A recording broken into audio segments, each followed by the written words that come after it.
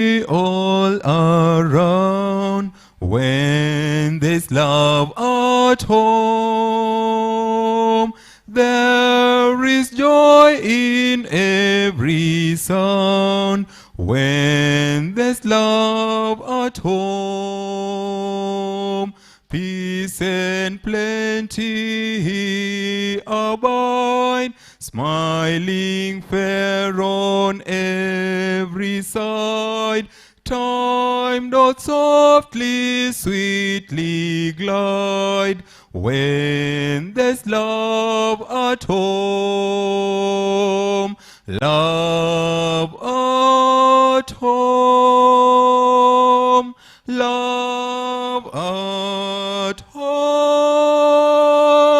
Time doth softly, sweetly glide when there's love at home.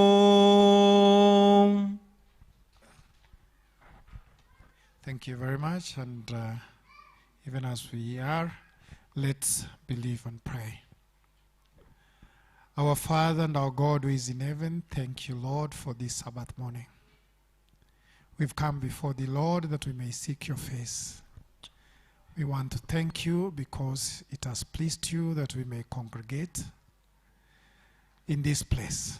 And we invite your presence, Lord, through your Holy Spirit, that you may abide with us.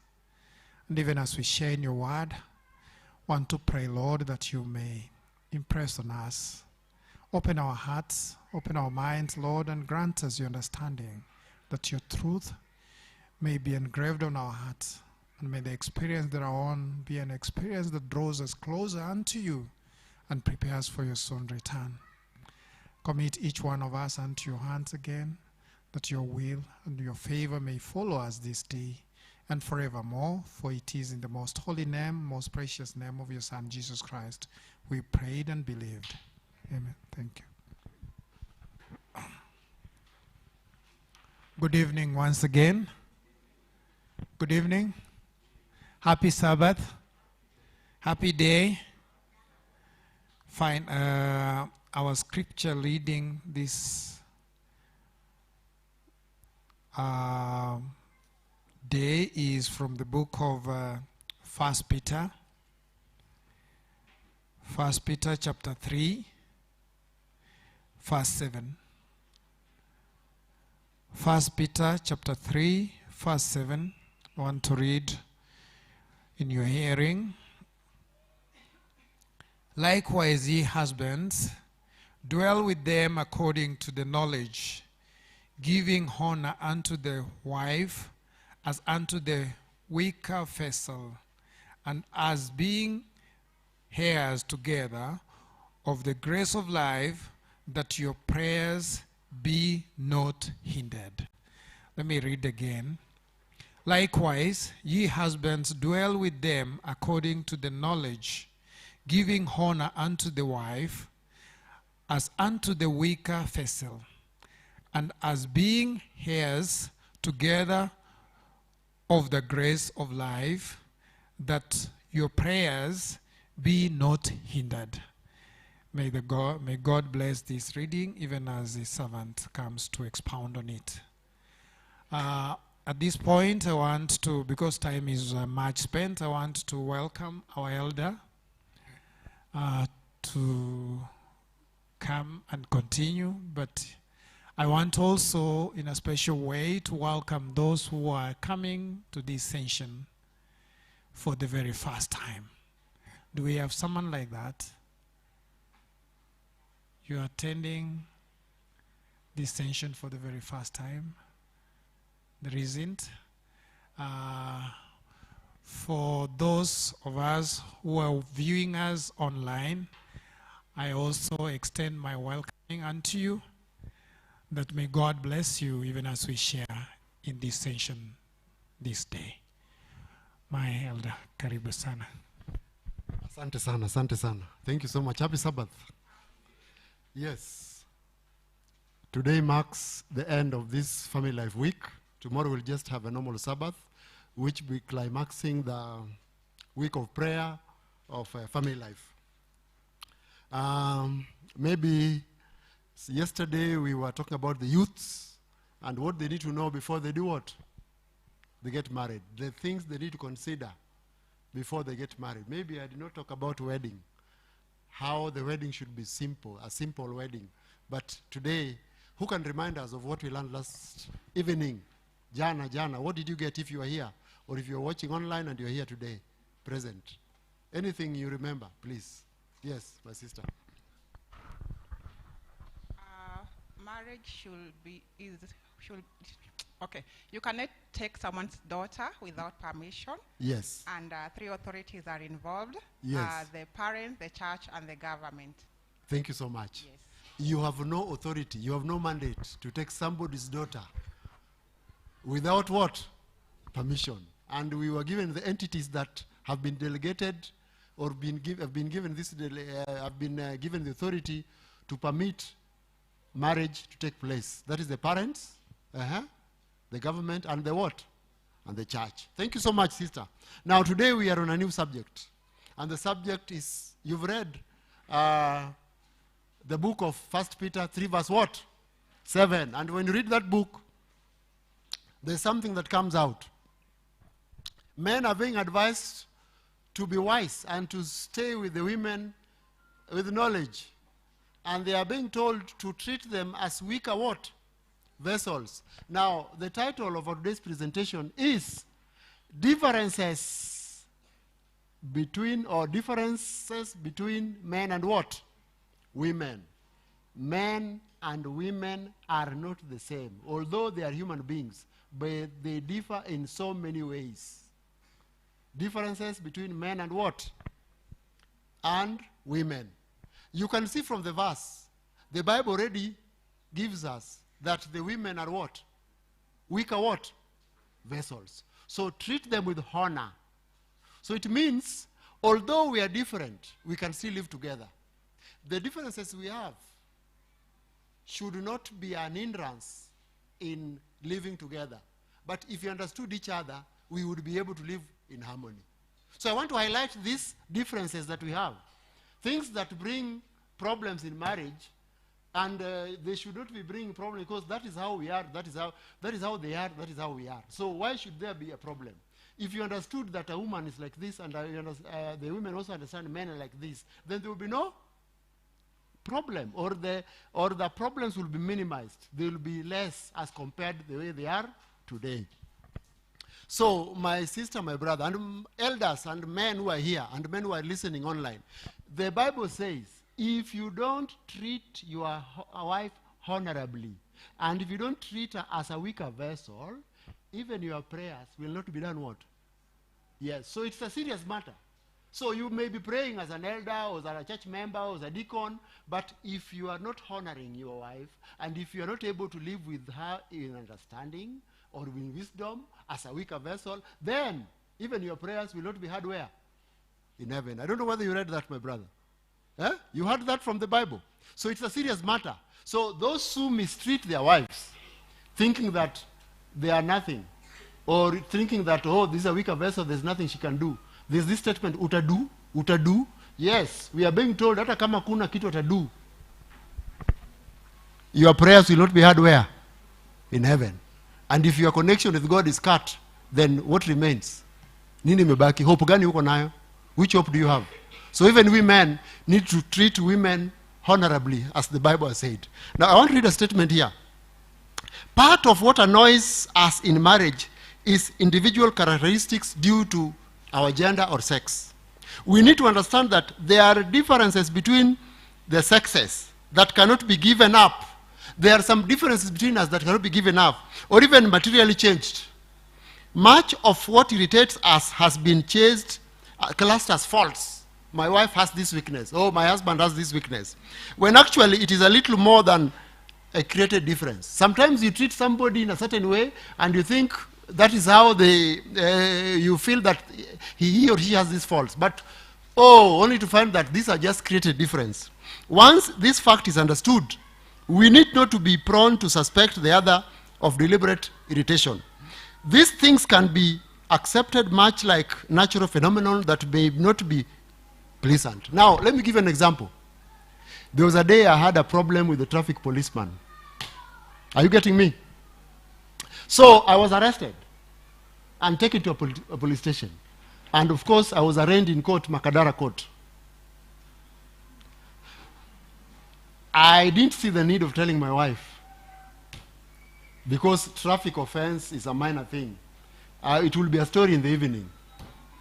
So I called a few of my friends who raised some money, because I knew I was going to be fined in the law courts.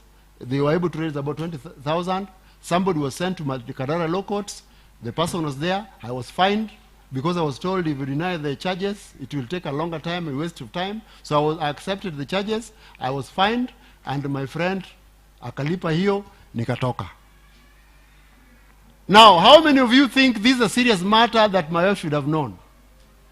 I never bothered to do what? To call her. You know, for her, even when she has a puncture kwa barabara, ananipigia simu. Nimepata nini? How many men will call their wives ati niko na puncture? Hapa, ni wangapi watapigia BBC mati, oh, nimepata puncture kwa barabara. Unless maybe she calls, and as she calls, you're already repairing. Maybe that one you can tell her. But if you just want to inform her that before you do anything, umetoka kwa gari unasema, imagine niko na puncture. Wanaume wangapi watafanya hiyo? So for me, it was not a big thing. It was not a big deal. Now, unfortunately, one of the contributors met her before we met in the evening. Akamwambia pole sana.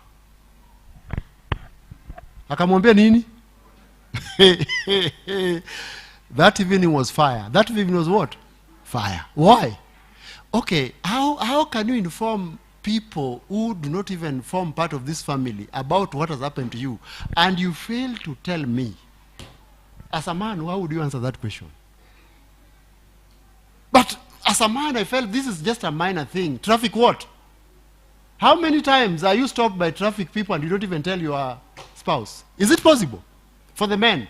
Inawezekana? For her, even if she stopped for whichever reason, she'll do what? The first thing she'll do what? She'll call me. But for me, no. Nimepitia mingi. Now, some she doesn't even know. So you see, as a man, I felt I did the right thing as a man. But as a woman, she was all. In fact, that evening, she was not okay. She was a bit sulky, withdrawn, quiet. So I'm trying to know why. And then it was just an outburst. Oh, what happened to you today? I said, oh, you've heard what happened. Then I was just simply explaining what happened, as if it was just a simple thing. And then she tells me, okay, who am I to you? Mimi ni nani kwako? So you can see, for me it was not a big.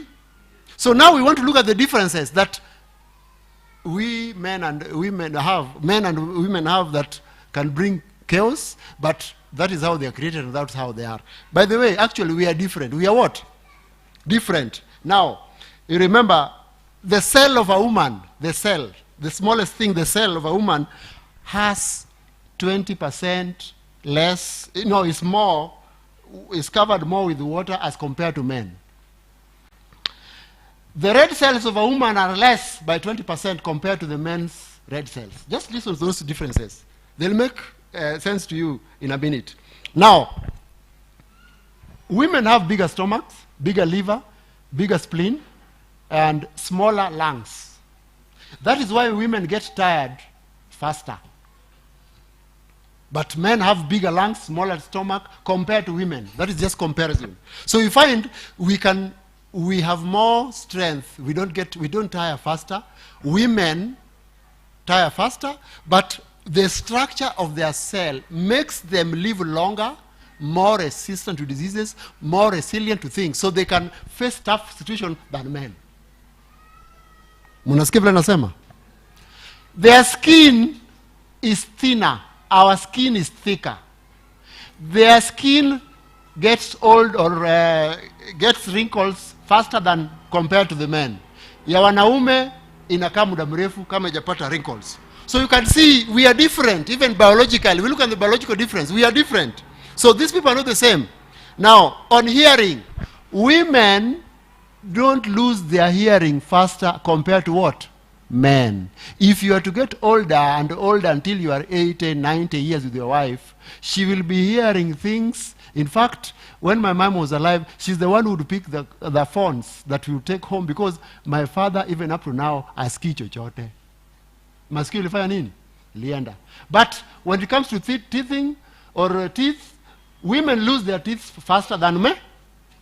Sasa mnaona kuna differences we have. I'm just giving you the physiological and a few things, then we go to the emotional, psychology, then we close. Now, sleeping. A woman is structured such that even in deep sleep, she can wake up from the slightest disturbance.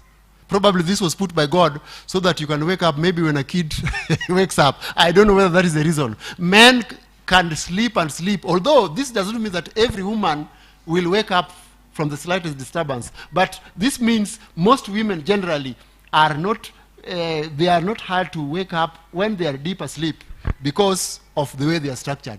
In their eyes, they have something called P.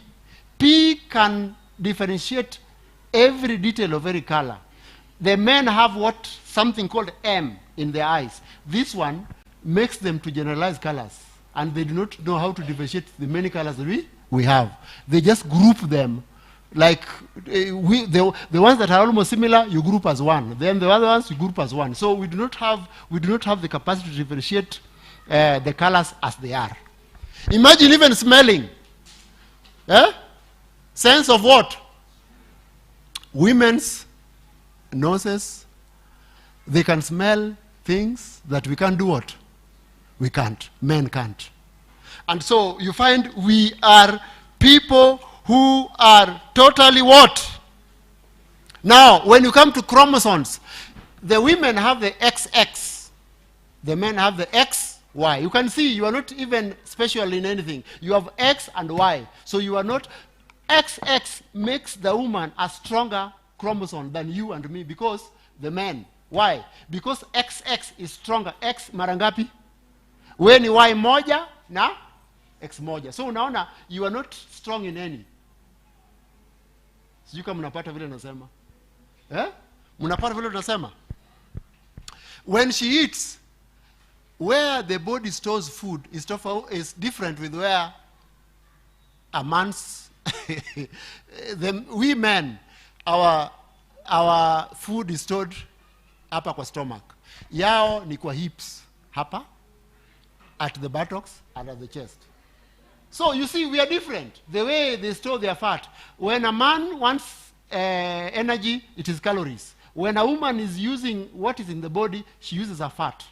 These are totally, but we are the same human what? Beings. And even socialization. How are we socialized? The other time, I told you men are not taught how to sit down. Sindio? Ama amukumbuki hiyo. If you can't remember that, then let me remind you of another one. If you look at the places where people urinate, ni watu gani wana urinate huko? It is the men. Now, men are socialized to be very careless. Kweli ama si kweli? Now, both men and women go for short calls, sindio? But how come men are careless? Where there is a tree, where there is a wall, where there is a flower, a man is free. He can stand there and people are passing behind him. That is how we are socialized. Unaona? But surely women have kept their business very private. Very what? Very private. Now, let me say this. Even putting on clothes. Putting on what? Clothes. We are socialized. Tunaweka kutoka chini. Do you know how do women put on their skirts? Ni kutoka juu ama kutoka chini? Wanaume, I'm asking you. Inatokanga umeona mwanamke vaa skati hivi? Umewahi ona? Au hata ukumbuki? Women put on their dresses from top, not from where? Yes. This is what happens. So, my dear brothers, and even in the houses, who is prepared for marriage in the house? Is it the boy child or the girl child? Now, Lisa, who is prepared for marriage? The girl child. The girl child. Sindio? Why are the boys not prepared? si atakuwa bwana ya mtu. Why don't we prepare them for? So you can see there's a difference there. Now, the other thing, when a man is stressed, he goes into a cocoon. When a woman is stressed, she wants to speak. Mnaona tofauti? Nyinyi mnaona hiyo tofauti? When this man is stressed, he goes into kind of withdrawn and anataka kona yake. No disturbance. He's thinking on how to act on whatever is going through. A woman would want where to do what? And this explains why, when you come to suicide, who are the majority among the men and women? Men. Because we are just ourselves. You will, in a short while, you'll get the reason why and why we suffer from what are the consequences of that. Now, from here, the woman would want to find somebody to speak to share. You know what happened? Oh, you know what happened. And by the time she shares this and this and this, she vents and she's emotionally relieved. A man will only be alone. He will, if he doesn't get, he will only confide to someone whom he thinks would help. He will not want to share his problem with anybody just for the sake of what? Sharing. A woman can share with so many people with no intention of getting any help, but just sharing. A man would not do that. I don't know if you're getting that. So a man would, so that is why most of us suffer silently, and eventually many of us commit suicide. Do you know that a boy child anazungumziwa kwa fujo kuliko girl child? The man child is usually spoken to in harsh voice. He is really given rough treatment compared to what? And even crying, usilie, wewe si msichana. That is how we treat the boys. Kweli ama si kweli? The baby child girl is pampered, anadekezwa, anafanywa nini. That is baby girl. And you know, baby girls are allowed to be tomboys. But a boy is not allowed to be a what? Munajua hiyo? A tomboy is just a girl who behaves and dresses like a what? Like a boy. Lakini sasa, we don't allow men to do the same for them. Do you know we don't do that? Why? Munaweza sema sababu? Women are the only people on earth who go through 2 puberty stages. Gani na gani? Anybody who knows here? Nimekimbia pole haraka haraka. These things you can read them even from the whatever. Can someone tell me ni puberty gani wanawake wanaenda wanapitia? Mili 2. Which one and which one? Huh? Si mnajua the secondary sexual characteristics that takes place when people are in teenage? Munazijua? That takes place when you are in your teens for a woman, and when she reaches menopause. There's what we call premenstrual menopause. There are characteristics which are the same, which makes her change hormonally, and so many things changes there at that time. She can be this or low or what, depending on how she will negotiate that corner. Women are only people, a man only experiences puberty how many times? Once. A woman from the age of 40, 45, 50, when they are in that premenstrual syndrome, they go through so much, just like when they were in puberty stage. So they go through 2 puberty what? Stages as compared to what? To men. Now, let me now go to men are logically, analytically rational. Women are intuitive, holistic, creative, and integrative. Men are wired by what? Kukuwanafanya nini? By sight, sindio? Women are emotionally wired. I was walking with my wife. Walking with what? Munasikia hiyo story? Then, naona msichana akipita, and she's speaking to me. We are walking in town. Eventually, sikusikia kila amesema. So when I was through with that lady, nikarudi hapa. She was quiet. And of course she was offended. Sindio? Now, you see men go by sight. Sindio? Imesemwa hapo wazi sana. Men are sight oriented, women are what? Emotionally what? So the question I'm asking, if my wife knew that sisi ni watu wa kuona vitu, if she knew that, she would understand me. I am with her. That is a stranger who is passing. I am with her. I am walking with her. We are going to a certain place. Nimeangalia tu mtu akienda hivi. What is wrong with that, surely? I want the women here to react. Men, who is saying no here? Why? I am with you. That is a stranger. I don't even know the person. And Okay, then you she asked escort, me, you she asked escort me. the stranger. Just a minute. She asked me, huyu ni nani? Ati she looks like a lady nilikuwa naye college. Okay, now you can say what you want to say, my sister. Yes. Let's hear what you're saying. I think sometimes men munajificha hapo at we are sight oriented Yes. to do things to go overboard. Because if you're walking with your wife, Surely. why would you lose concentration with whatever it is you're talking about and follow a stranger mpaka ukamupitisha kona ndio urudi hapa kwa... No, that is just a no. I'm with you physically. There is something called self-control because you're allowing your mind now to go wild and to begin imagining, na huyu, na huyu, na huyu. I think that is where self-control comes in. So Thank my sister, you. let me ask you, what is the problem here? I am with you.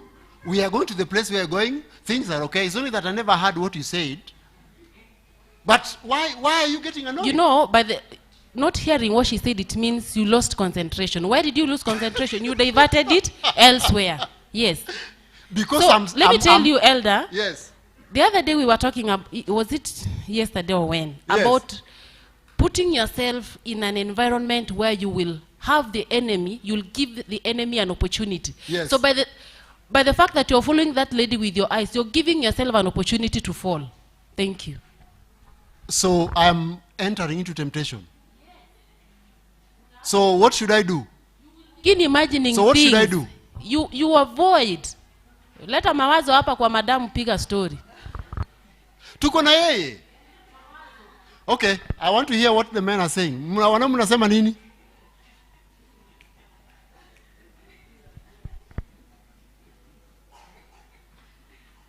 Wanaume mnasema nini? Or ladies, if there's a lady who wants to speak, no problem. Yes. It's a man, eh? Let's hear what our brother will say. Yes. Elder, she may not know what is wrong. She may not understand what is wrong. She may not? She may not, your wife may not understand what is wrong with you. Yes. You are just trying to exercise your manhood. Uh-huh. Because watu wanasema macho haina pazia. Macho ina pasia. And the only challenge that you did, you looked until she disappeared. Otherwise, maybe you could have just looked and concentrated. That would be excusable. That would be excusable. Yes. Lakini nilimsindikiza na macho mpaka kaenda. Baka kaenda. So that is where I fell. That is where you fell. Hey. Nyinyi watu, okay, sawa. But do you know, if my wife understood ya kuwa men are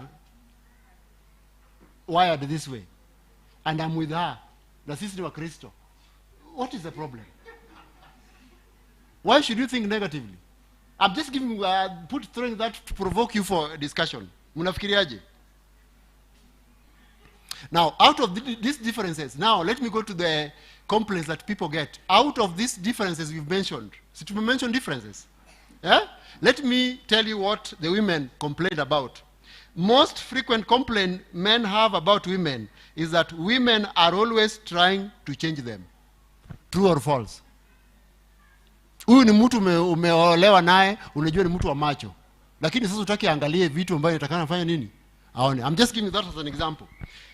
The most frequent example that, okay, women also complain that men don't listen to them. Now,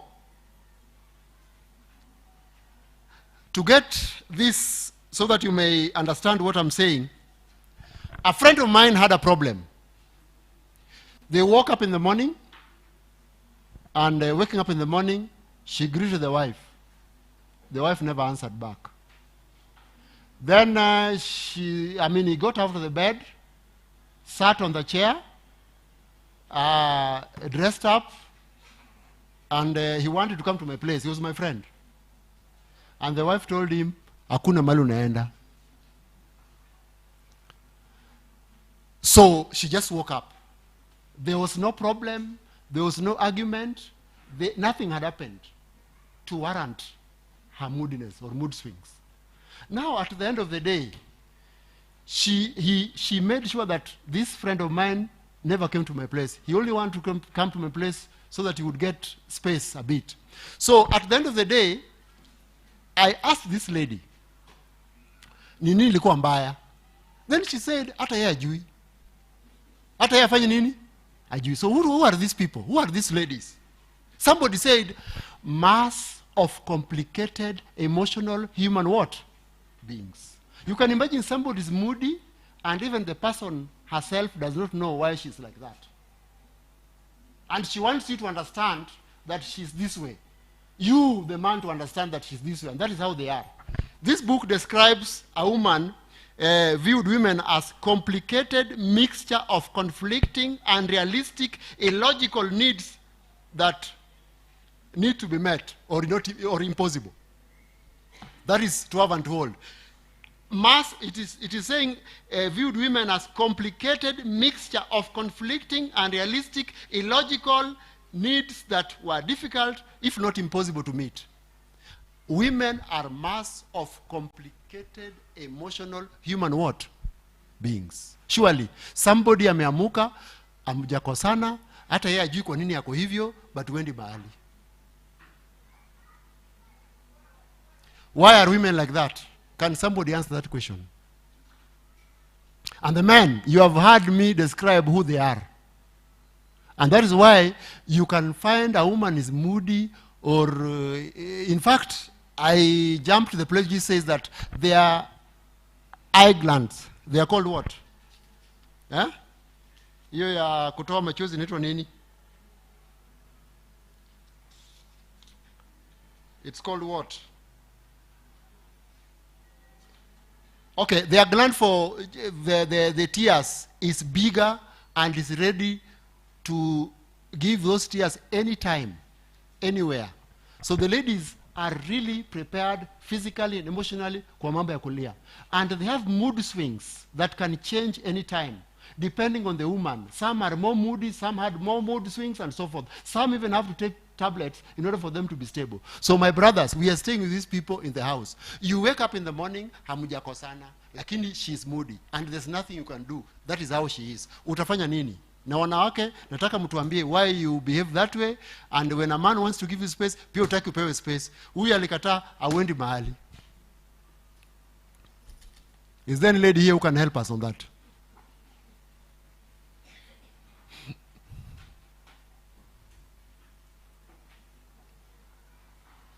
Munafikiria ni nini inafanyika na akina mama? Munafikiria tutafanya nini na hawa akina mama? And okay, now let me now try to tell you what men usually do. Now, a man would try to find out, ni nini mbaya? Hakuna. Is there something? Nothing. Then why are you moody or why are you crying? Then she's quiet. Then you wonder, so as you try to ask and ask and ask, you are asking in terms of, you want to know if there's a reason. And sometimes the only reason why she's crying, and crying for a reason, even one that she does not even know, you feel that huyu amekuwa mtoto. Amekuwa nini? Mtoto. But by not validating her feelings, you again do a mistake. You are not validating how she's feeling. What she needs is empathy at that time. You are feeling like you empathize with her. But we men try to dig deep to find out why are you crying. And after you don't get anything that you think is reasonable enough to make somebody do what? Cry or be moody, then you dismiss her. Hii ni mambo ya watoto. By doing that, she feels rejected. And she feels like you don't validate the reason for her being moody because you don't know who she is. Akina mama, mnaona sasa? Like my friend had a problem. That whole day was messed up for no reason. There was no reason, there was no conflict, there was nothing. But the man did not understand that this woman this was a mood swing. So you should understand your vessel, who is a weaker vessel, and how she behaves. I'll give you a chance, and how she behaves in certain times. But by telling and showing her that the reason why she's behaving that way is not valid, she has no justification to behave like that, you don't validate her feelings. And that is another problem again. So men, we have a problem. Now, my sister, you can speak. Yes. Give her a mic.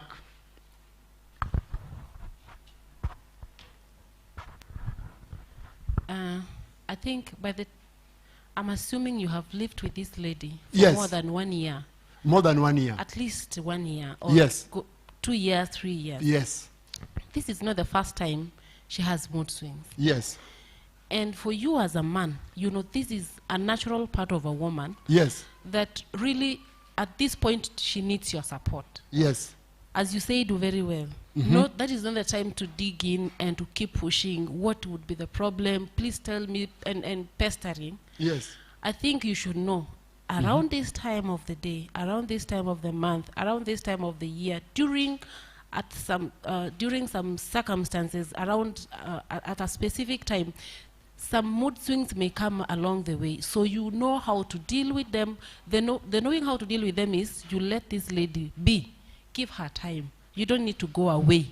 You don't need to. Giving her time does not mean you leave the house and go your way.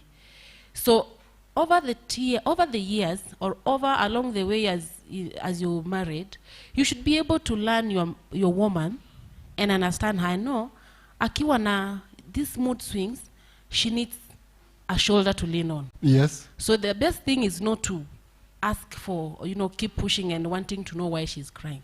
Let her cry, let her, feel whatever she is feeling, so long as she has not of haja kutukana. So just No, hajatukana, yes. just be there for her. Akimaliza hizo mashida zake, she'll get back to herself and life will continue. And probably she'll tell you, kindly let me be.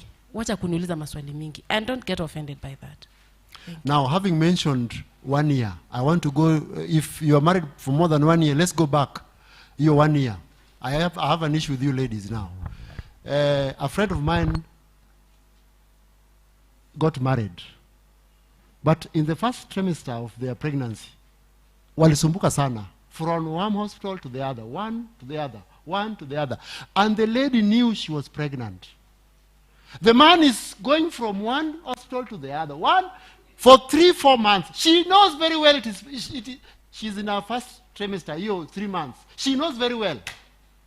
She said that later, of course. But at that time, munasumbuka from this hospital to this hospital.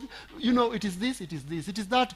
Until the end, mtu ametumia pesa mingi, and you are pregnant. Ladies, can you tell us why you can't tell somebody, I'm suspecting I am this way? Why can't you do a test? Straight away, instead of kutoka hospitali hii, kwenda hii, you spend so much money on what you people know very well.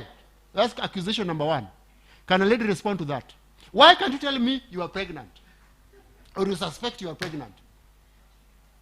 Hiyo ni swali number what? Number 1. Number 2 is coming also on matters of pregnancy also. Wacha nitauliza hiyo saa hii. Yes, who will speak on behalf of the ladies? Yes. Okay, let me answer your part ya pregnancy. Yes. I think hata hizo hospitali zenye walikuwa wanaenda Yes. hawakusaidia huyo mwanaume. Because for a lady, Yes. ukienda hospitali, the first thing they'll do, they'll test you pregnancy. Yes. Sasa hiyo si mwanamke alikosa, ni hospitali. But sasa kama alijua, mbona asiniambie? That's the question I'm asking. Habari ya jioni. Mzuri sana dada. Mimi nikiongelelea mambo ya hospitali. Yes. Huyo mwanaume tu ndiye kuna shida. Uwezi pereka. Yes. Wacha niseme kwa nini. Mwanaume ndiye na shida? Yes. Uwezi pereka bibi yako hospitali hii, uende hii ingine bila wewe kuongea na daktari hivi. Daktari ni nini inaendelea na bibi yangu? Ndio daktari akwambie. Na hakuna daktari anaona a lady anakosa kumpima pregnancy. Hiyo ndio kitu ya kwanza daktari anapima. So mbona mzungumzi mahali pa huyu mama kunyamaza?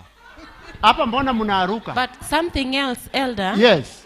I think even before these people went to hospital, yes, they are not one in mind. They are not working together in their hearts. Because if I really loved my husband, Yes. and I know I'm expecting, I think that would be the very best news I would want to break. So probably these guys already have issues amongst themselves that this lady is not willing to open up. She doesn't want to. She's not free. She's not free with her husband. Okay. Probably there would be a problem. But again, even men, you go to hospital with your, kwani ukipeleka bibi hosi, wewe unabakingi huko nje, you're supposed to get Of course you're together for si consultation. mnaingia kwa daktari na yeye. Yes. How come hujajua? Wewe unakaanga. So whom are you blaming, my sister? Aya, the Mwanaume man, ako na okay. makosa. Wanaume and there mko will hapa be mwezi nyuma mkono. other issues. Aya, let me go to the next stage. Let me go to the next stage. You are almost delivering. It was on Friday. I'm giving you a practical example of a church member who had this experience. Ameona in the morning, the lady never took breakfast, but she prepared the breakfast. She also prepared lunch. Then akimwangalia naona huyu mama, she's not okay. Anamuuliza, please, tell me if I should take to the hospital. No answer. She just goes with her chores, anafanya mambo yake, anaimba tu, anafanya nini. But even eating akuli. Sapa ikafika. Mzee anamwambia, please, uniambie, tell me early, so that I take to the what? Hospital. Mama amenyamaza. Then at saa 7 usiku, saa 7 usiku, mvua inanyesha, wow. And then she just says, nipeleke hospitali. And then she's quiet. Now she's now turning on the bed like this. Now, tell me, what is wrong, my sister? If you knew very well you are having some discomfort, which are signals or signs that the baby is landing anytime or soon, why can't you tell me early so that I take to the hospital? Too early. Now, you people, this is a mistake. Now, let me tell you, they went to Pumwani. You know, they are staying in Kayole. Kayole, there are plots, and then there's a parking lot, a weird area where people park their vehicles. So you have to wake up, go and open your gate, go and knock on the gate of the person whom you think would help you with the car, and it is raining. Nikugonga. Then a neighbor opens, then you have to knock that door, ndiye atoke, na hiyo mvua, akupeleke Pumwani. Eventually they reached Pumwani. Do you know what happened? When they came back, this man called his brother. So they went, the two of them, to Pumwani. From Pumwani they came back. They were attacked by the thieves. The husband was not cooperative. The brother aliponyoka akatoroka. Bwana akadungwa kisu akafa. This is why I'm saying this story now. The man died. And why did this man die? Surely. If he took this lady in the morning, Friday, what would have happened? This is now Sabbath morning. We hear so and so was delivered in Pumwani. Now in the morning, the woman was very angry. Why the husband has not come with what she expected? The shoppings they are done for the child and so forth. But kumba jui mzee amepelekwa mochari. We were in the church. It was a crisis. It was a church in Moja too. We were in a crisis that day. And this man who pleaded with the wife the whole day, in fact, he gave the brother the story. He's the one who told us the story. So we ladies who are here, why must you go at the wrong time, even if you want to give birth? If I was a woman, I would even go 1 week to the time of delivery. What is the problem? What is the problem with that? What is the problem? How do you... this man died for no good reason. This man died for no good reason. You ladies tell us, why can't you tell you are due and then you take you to the hospital at the right time? Why must you wake up somebody in the night? Why? Kwa nini? Sorry? You cannot go to birth without labor. Maybe then she was not having labor pains. And sometimes you can go, can I say my case? I went, I didn't know. Yes. And then I was not ready. Yeah, fine. And then daktari akasema, huyu peleka nyumbani. Daktari amesema. Huyu akikaa hapa, tutampeleka CS. Yes. So you have to listen to your body. If the labor is not there, you cannot go. So you cannot entirely blame the woman. So my sister, again a Friday morning, what would be the problem? Si maybe pia nakusave your transport yenye hata hakuna. Huh? So many factors to consider. So my brothers, why would a lady keep herself with, you know, with a very important information, and the husband could tell, who you see, who mtu yuko normal. The husband could tell. So that means the lady was reading even more from her body clock or whatever it is. Then she just keeps mom until midnight or until around 1. They reached Pumani at 3. Coming back, mwanaume amekufa. And the reason is ni kunyamazia information. Ladies who are here today, I even tell you about a marriage that broke up just because a lady would not help in the marriage. I will tell you why. Yes. So why do you keep quiet? Why do you think that men know everything? Why do you leave it as a man should be able to know everything and do everything for you? In this case, you say and you tell him at a time when you don't even know, but it's up to him to find a way how he'll reach the hospital. That is up to him. And he has to struggle, afanye hii, ndio aende hospitali. Surely, are you punishing us? Yes, is that punishment? Wanaume mlio hapa, mnazungumuza ama mzungumuzi? How many of you mumepelekwa usiku kwa maternity hiyo mambo ya hospitali? Ama hakuna hapa mnaendanga mchana? Yes, my sister. Yes. Nilikuwa nasema about pregnancy. Yes. Hakuna mtu anapanishi mwingine. Yes. Hizo discomfort tunaishingi nazo hapo tangu pregnancy ingie. Yes. Na venye tunaelekea miezi 7, 8, 9, yes. Hizo discomfort tuko nazo, more especially mwezi ya mwisho. Fine, so, no problem. Auchui kama hii discomfort kuanzia asubuhi hii ni ile ya ukweli ama si ya ukweli. Kuna false, unajua kuna false. Mpaka ifike yenyewe. Na so kuna shida gani ukienda hospitali mapema uangaliwe? Mapema ilikuwa bado ijasema ni saa hii. Mpaka tungoje saa hiyo ifike. Inaweza kuja mchana ama ikuje usiku. Inakuja mchana kweli? Yes, inakuja. Inakuja. Uwezi niambia. Why are you laughing, you man? Uwezi ambia mama niende hospitali saa 10 na bado unasikia niko sawa. Hii ni ile nimezoea hizi wiki 3 4 zilizopita. Lakini ikifika labda saa 6 ya usiku nitasema hii sio kama hizo zingine. Sasa amuka twende. So tusiraumu huyu mama sana. Let's hear from a man.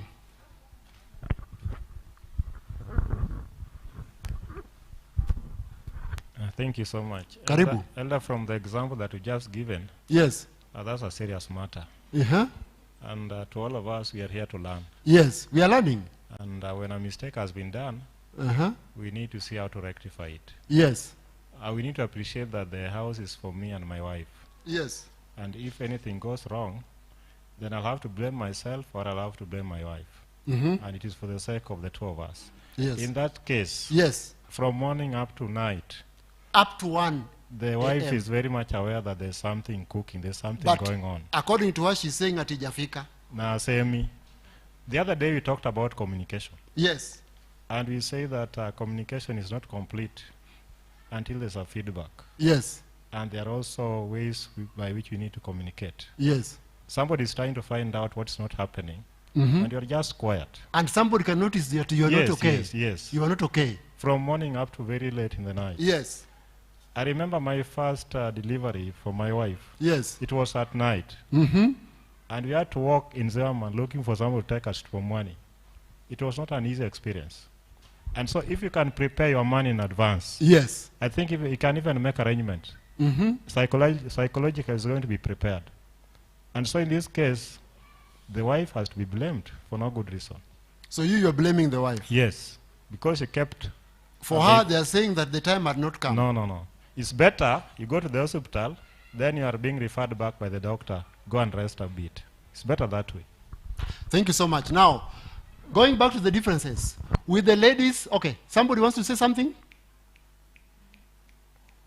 With the ladies who are ready to say like 20,000 words in a day, ladies are wired to say around how many words? 20,000 words in a day. Men are averagely about 10 to 13.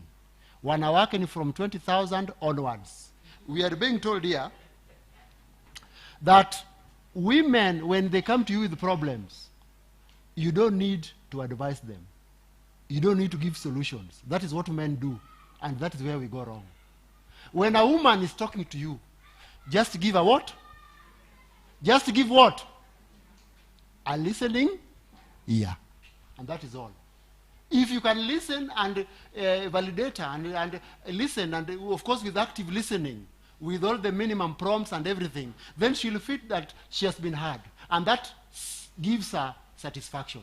But men are poor in this. You keep on giving what? Solution. You keep on giving what? Advice. You keep on giving what? Ways in which she can do this. And at the end of the day, she does not open up fully because you are cutting her. When you give a solution, it means umempatia solution, she should stop. I've got your solution. That is where we go, and we are different. So these people are made to say so many things at the same day, and you don't need to do anything about these things, but you must listen to them keenly and with attention. See atitua tinapita pana, keenly the attention, and she should see that you are doing that to her. Ili aone she's validated and you have given her listening what? Yeah. Women, when a man is going through crisis, don't give him advice. When you advise a man, he feels as if he's incompetent to handle the matter. Don't give advice to a man until he asks for your opinion. Mumesikia hiyo? Mumesikia hiyo? Yes. Until he says, Mama Nani, hii kitu nitufanye namna gani? No, don't come with a solution. Don't come with advice as if by doing that you are just telling him that you think he's what? He's incompetent and he's not equal to the task. That is what you're telling. And then he'll reject you or what? Whatever you're saying. So it is good for us to know that when a woman is talking and talking and talking and talking, when she is emotionally in this way, you should accept that situation. Na usidharau hiyo na kusema na wewe na vitu ndogo ndogo inakuumiza, unakasirika hapa saa yote kama mtoto. That is what we think as men. If you do that, she feels you have rejected her and you don't appreciate her, you don't understand her. When also you come with advice to a man also feels that umeona yeye hawezi kitu, wewe ndio umekuja. Unless he asks for your what? Asipouliza advice, muache. And when he is quiet in his cocoon, just give him space. You can even tell him, Baba Nani, I know you are going through something. You may not share with me now, but I hope things are okay. You know, it's like you are concerned, but you're giving him space. Na sio kusema kwa nini you are putting him kwa kona. Nilikuambia uachane na hao watu hukusikia. Sasa, you are now making him feel like alifanya the wrong. And especially, you know, let's confess this. Men, do you know there are times your wife advises you against a project? She advises you against something you're going to do with other people. And then, iende izame, vile alikuwa amefanya nini? You know you have come back here. And she's here. Sasa mama ndiye ameshika kiuno anasema, hey, I told you. If you listen to me, but of course you don't listen to me. Now see. Are you helping the situation? Unasaidia the situation? Do you think you will make him feel that you are wise? And next time he'll seek your advice? No. At that time, tafadhali understand him. Tafadhali give him space. Men will recline, they will withdraw and go to cocoon as far as their what is? Their way of doing things are concerned. Now, I want to go to matters here, intimacy. Briefly, on the matter of differences. Our ladies, I don't know what happens. Let me give you the story. 2 young people get married in church. After 6 months, the young lady is packing. She's going back to her place. They were both PKs. Pastors' kids in our church. The last packing, this lady says and tells the mother-in-law, I cannot leave my father's place to come here to teach your son on how to sleep with me. And she went to a place. Now, the mother-in-law was concerned. They took the son to the hospital, only to discover that he had never had any exposure sexually with anyone. This was his first exposure. And he does not even know what happened. But the doctor said that he's normal. He's what? Normal. So my question is, why do ladies feel that men should know as a man? When you are a man, you must know everything. Is it possible also for a woman to teach a man something? Is it also possible for you to lead a man to where you think it will be appropriate for you?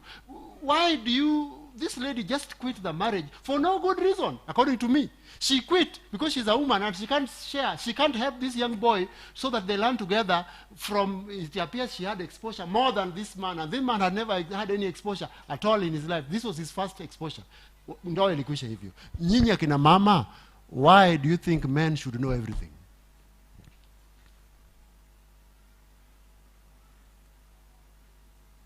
Hiyo swali iko clear? Ama iko vague? Men, did you get my question? It is to the what? To the ladies.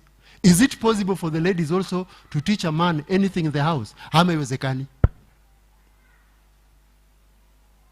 The class is quiet. Patiana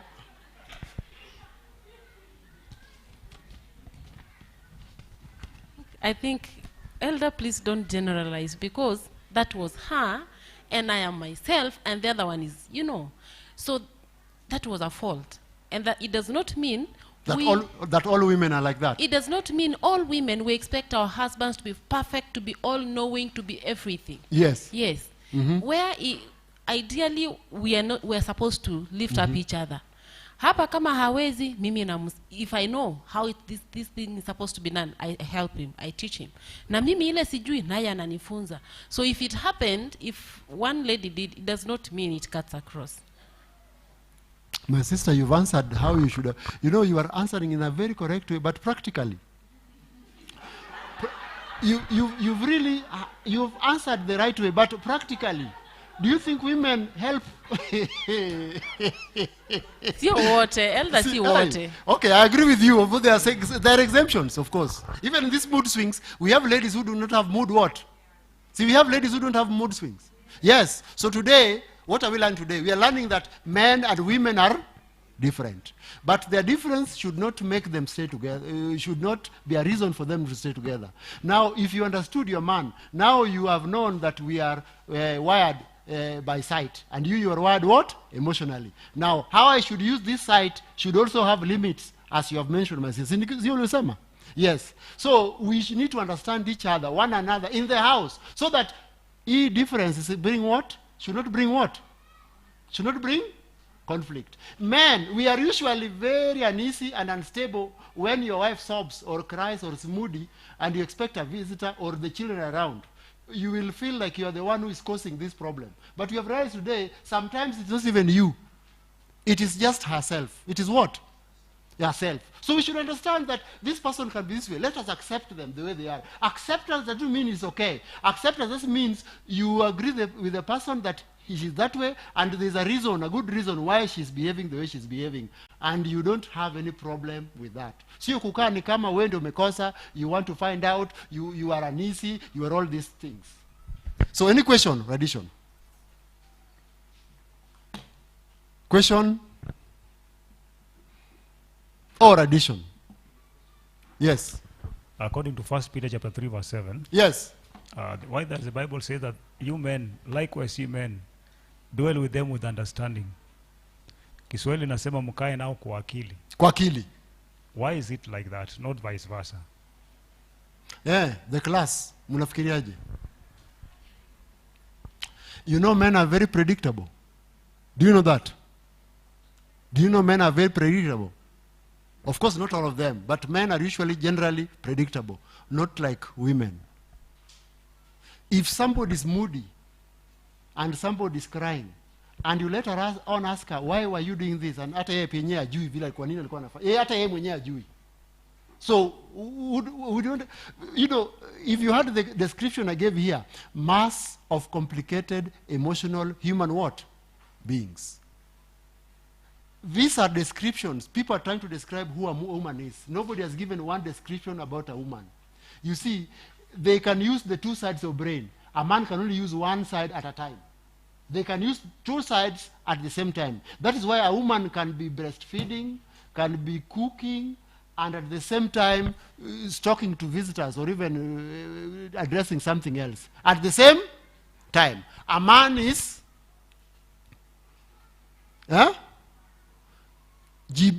SIM card ni ngapi? Moja. Once imecall huku ni huko tu until that's why when I was looking at that lady like this, singesikiza kitu huyu mama anasema. Kwa sababu ni brain inafanya kazi mara? Yes. I can't multitask. These ladies can multitask. I've told you she can be breastfeeding and she's cooking the same time, na ni ugali anakoroga na pia anapiga story na wage. Inawezekana, imewezekani? That a man cannot do that. A man cannot do that.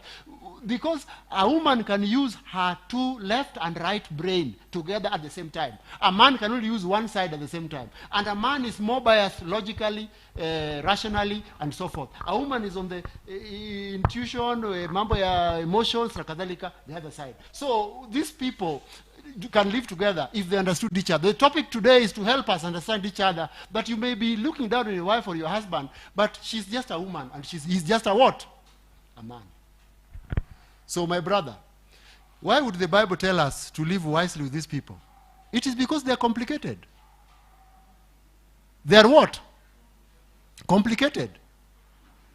So any man who can react to that, or any elder, or any person, or any lady, kwa nini mnasema, why do you think the Bible tells us to advising men to live wisely, or to seek wisdom in living with you people, and to treat you as weaker what?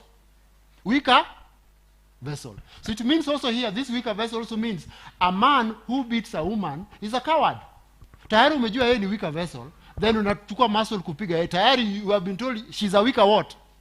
Yes. So men, if you're told uko kwa hiyo tabia, tafadhali Mungu akusaidie. Kwa sababu she's already a weaker vessel. Unapiga kitu ambayo ni nyonge kwa nini? Na umeambiwa ni nyonge. Sasa tena unapiga. Hiyo inamaanisha hata wewe ni coward. Si utafute wanaume huko nje. So this thing is already weak. You want to say something, Elder? Give this man some mic. Yeah?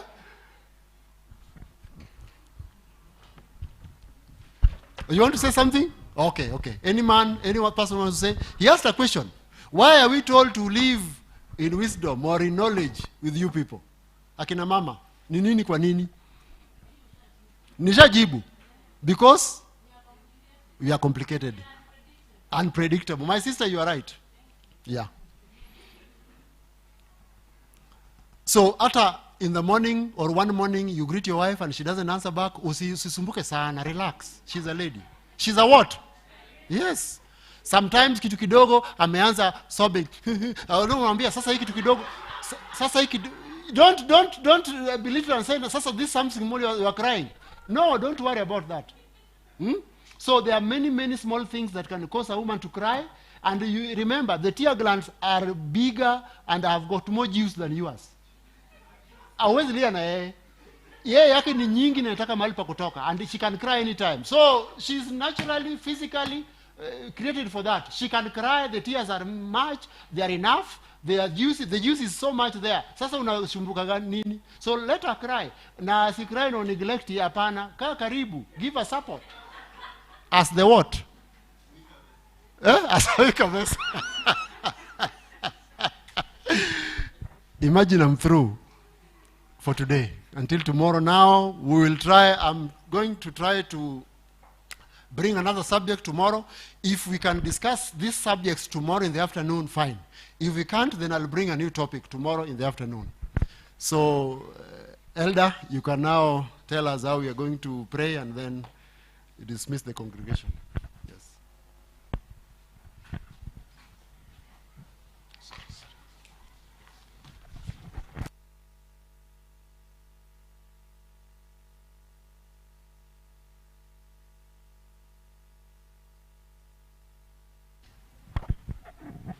Happy Sabbath once again. Happy day. Fine, we've come to the close of this session. We're all reminded that if we have prayer requests, let's drop them in this box. We'll have a session of prayers tomorrow. At this point in time, I would request that we take a minute to pray for ourselves.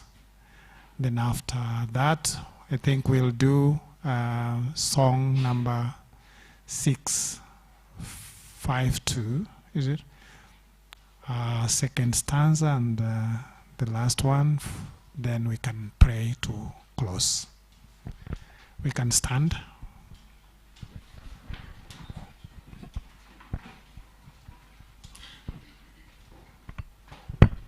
So we are praying individually for our families. So I just want you to take a minute and pray for your individual person as individually and then for the family. You individually. Thank you.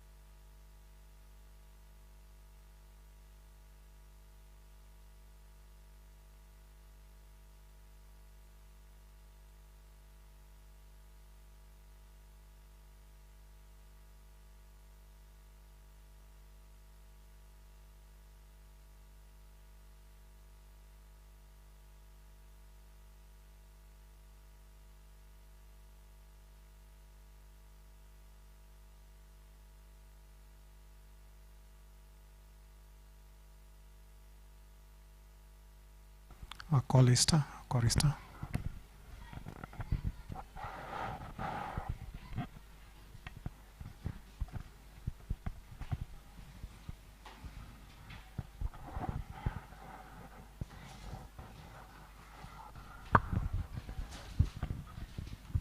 Song number 652, stanza 2. Kindly heaven smiles above. Timbe. Kindly heaven smiles above when there's love at home.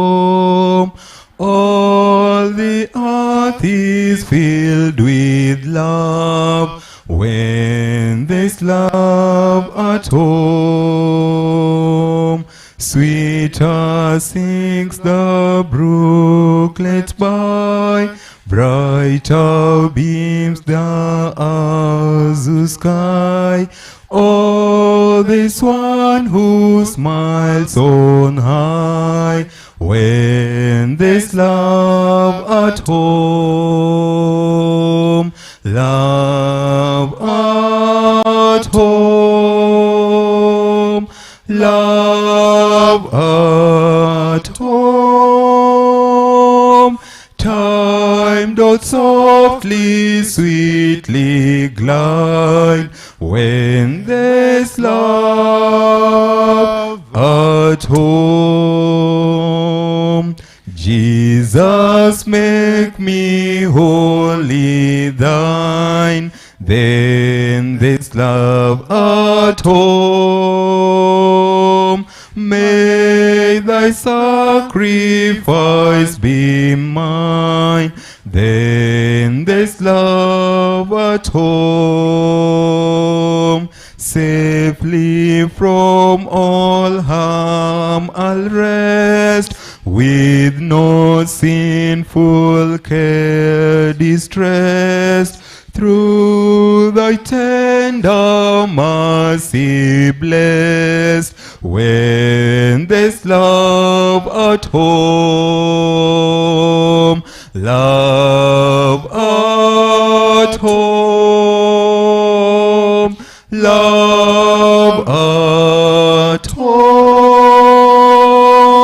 Time doth softly, sweetly glide when there's love at home.